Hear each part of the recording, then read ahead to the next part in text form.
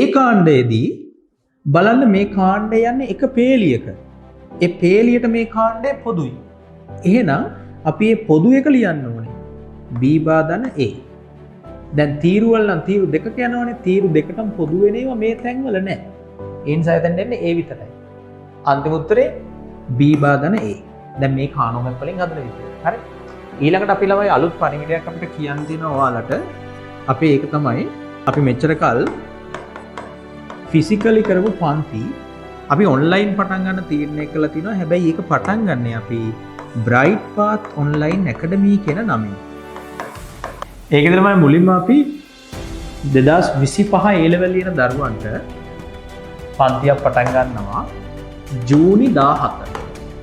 ජූනි 17 අඟහරුවාදා රෑ 7 ඉඳන් 11 වෙනකම්.